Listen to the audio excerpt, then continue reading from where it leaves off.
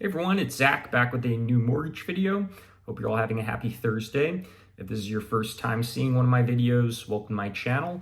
If you're a returning viewer, welcome back, where I'll try to demystify all things mortgage related. If you find this content helpful, please like and subscribe. So on today's video, I want to talk in depth about DSCR loans. I've done short videos before, but I want to break it down a little more in depth.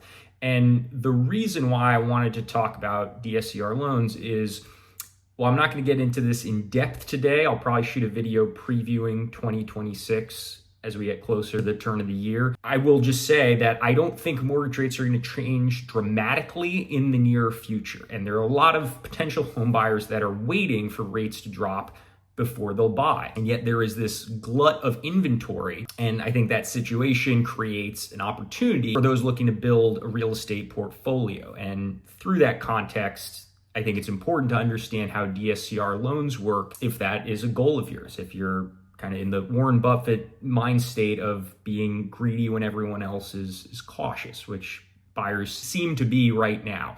So what is a DSCR loan? This is, to put simply, a loan where personal income doesn't matter. It's all about the cash flow. So DSCR stands for debt service coverage ratio, and it's just an equation of rent divided by total housing payment. So mortgage, insurance, and taxes together. Now, it's important to understand this is a loan for properties that are rent ready. So if you're looking to buy a property that's falling apart and fix it up, this is not the loan to do, at least initially. If you wanted to fix the property up and then refinance into a DSCR loan, that would be an option. Now, every lender is going to have a little bit different terms. That's the benefit of working with a mortgage broker like myself, is we can shop over 100 different lenders for the best terms for your situation. But I have yet to come across a lender who will not ask at least 20% down for a DSCR loan,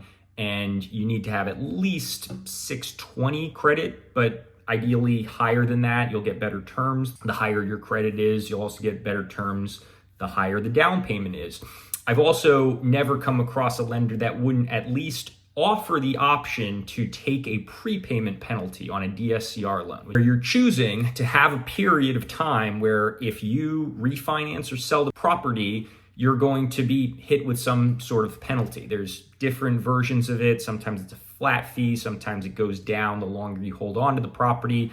But that's something to keep in mind if you have a plan for how long you want to hold on to that property. Obviously, the goal of this loan is to buy a property that cash flows, but it's worth mentioning there are lenders that will do DSCR loans on properties where the housing payment is more than the expected rent.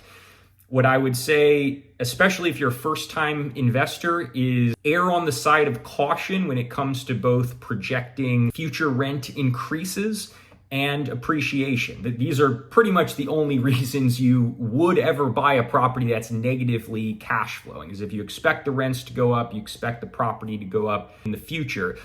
But again, unless you have a really extensive track record of this, a formula down for projecting future rent growth and appreciation, I would definitely plan as if the value is not going to go up much at all and the rents are not going to go up. And if you still like the investment at that point, go ahead.